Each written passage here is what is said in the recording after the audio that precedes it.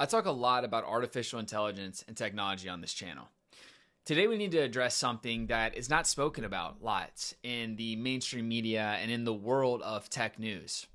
And there's been some horrific violence that has occurred in our country the last couple of weeks. And without fail, almost all of that violence was premeditated by younger people that were in Discord communities, Reddit forums, you name it. They're deep in there. They're being indoctrinated and they're being radicalized. And so the greatest artificial intelligence invention of all time is the algorithm. The algorithm runs society. The algorithm is responsible for if you feel happy and sad on a given day. The algorithm preys on your emotions. And so if you're a male, you are conditioned to lust over beautiful women, the most beautiful women you've ever seen. More women than your ancestors could have ever dreamed of seeing in their entire life. What is that doing to your brain? It's not good, it's not healthy, and it's not normal. And sometimes the algorithm might decide that it wants you to be upset because there's a simple set of human emotions that we cannot escape as long as we are in our biological form. And there are things like lust, there's things like greed, there's things like envy, there's things like anger, there's things like happiness and joy. And the algorithms are a weapon. Algorithms are weaponized against your biology. And it's literally a weapon to get inside of your soul and to trigger you, to make you sad, to make you happy, to make you addicted to the feeling of the dopamine that it gives you. And I got news. AI is the worst it will ever be today. It's only going to get better. So what happens when AI becomes a million times more powerful than it is right now, or even 100 times? What happens to society then? The person putting their finger on the scale of the artificial intelligence, and I hate to even say this, but we will probably see a crazy case in the future where someone developed a relationship with an AI chatbot and it convinced them to do something absolutely insane. There is no doubt in my mind that we will see that happen in the next 2 to 3 years. What do we do? What do we do with this technology that's so powerful we barely understand it?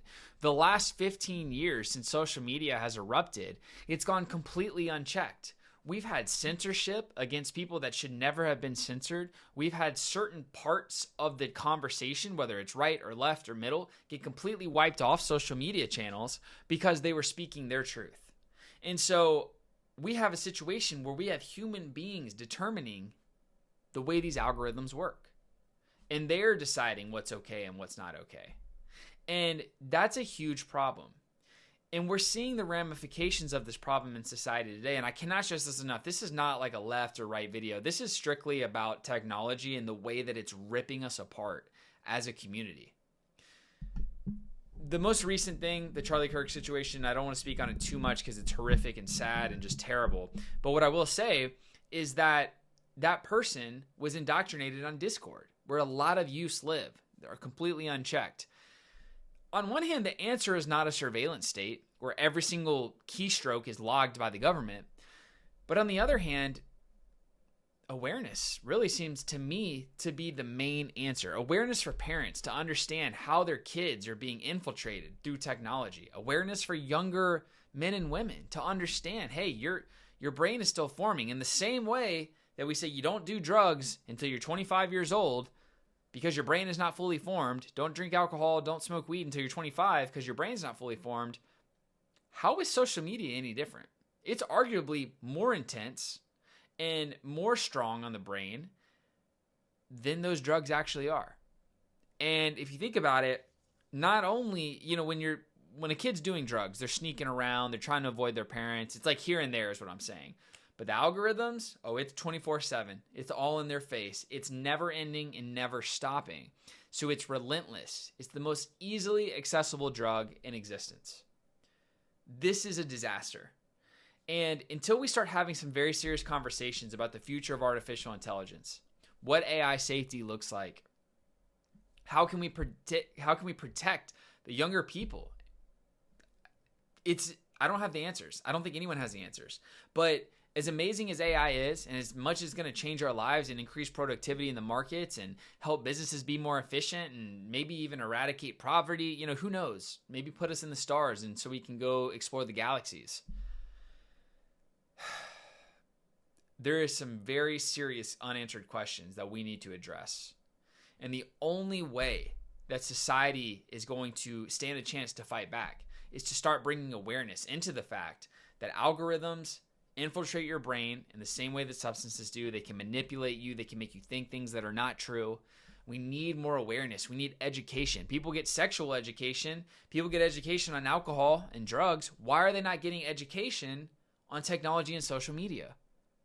To the fifth grader that's just depressed and has no idea why, but spends 10 hours a day on TikTok, it's pretty freaking clear.